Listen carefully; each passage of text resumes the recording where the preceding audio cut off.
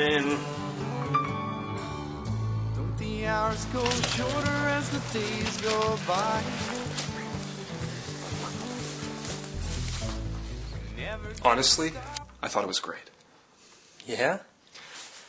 Steven, I think this is some of the best stuff you've ever written. That's great. I'm glad you liked it. What did your boss think? Bob liked it too. It's just the pseudonym's going to be a problem for us.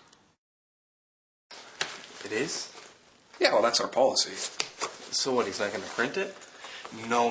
He's gung-ho to publish this in the next issue. It's just it's the pseudonym.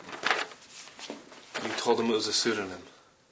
Steven, he would have found out about it sooner or later. I mean, it's your style of writing. It couldn't get any more apparent that it's your style of writing. Did you... Yeah, I did. I'm sorry, I couldn't find you after the conference ended. Allan. Look, let me tell you how we can make No, this. I cannot come out on this piece, Allan. I can't. I live in Utah. We have a new dean at the college, and he's very nice, and very supportive, and very Mormon. I know. They'd kick me out in a heartbeat. I cannot come out on this piece. Steven, we're all being drugged back into the dark ages here. But in all honesty, Bob has a very small subscription base outside of California, and frankly, we need your piece. But he can't run the essay without my pseudonym. It'll kill me. You have to tell him that. Look, let me tell you what. No, there's no negotiating here. I am dead serious. Steven, I showed Bob the other things you wrote on the internet. Under the pseudonym. He loves them. He said you could freelance. I don't want to freelance. I want to teach. Steven, it's a good essay. It's a great essay. You make a million points in it that are smart. God, they're so smart.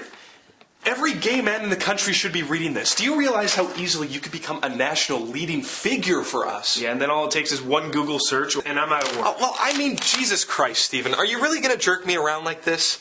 You send me your stuff, you get my boss all excited about it, and what, you're just going to take it back? I'm sorry. Why do you even bother?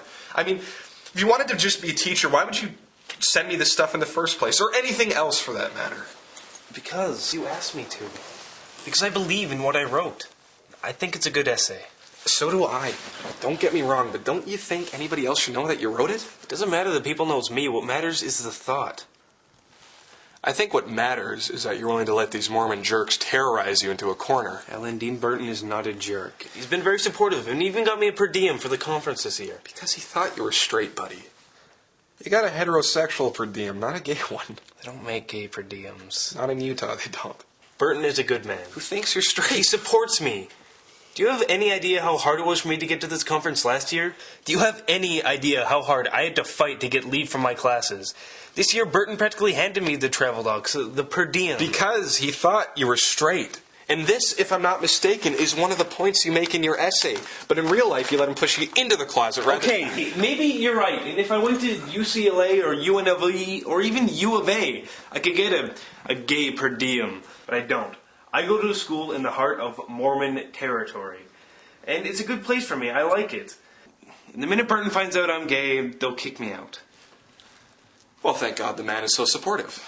Okay, this is your cause. It's not mine. I don't wrap myself in the rainbow and do the parade. You know that. You've always known that. No, you would rather pretend to be something you're not so you can get a per diem. A fucking per diem, Steven. It's like prostituting yourself for dinner. Wouldn't you rather set an example?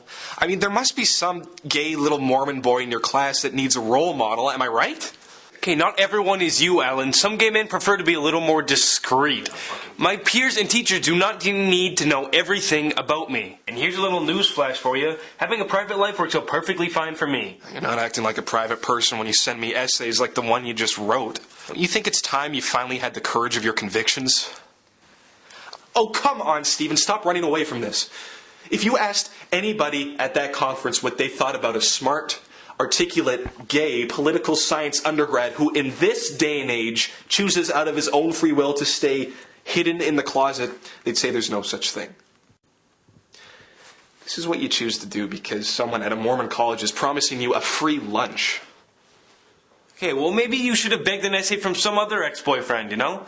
Some other over-the-top drag queen who needs to be the center of attention at your fabulous LA gay soirees. I'll just take my essay to some magazine that doesn't have your self-righteous mission to out every gay man in America. Well, you can't. We're running the essay. It's printing on Monday. What? All submissions sent under the op-ed section immediately become property of the magazine. Son of a bitch, I sent this to you as a feature. I'm not the features editor, you know that. But you're supposed to be my friend. I got Bob to cut you a check for the essay, didn't I? We don't normally do that for the op-eds. Allan, please. I'm begging you. Stephen, this is too good of an essay for us not to run it. I personally know men who have been waiting for an essay like this. This is going to make a difference. Why are you doing this to me? Jesus, Stephen, in the big picture, this has very little to do with you.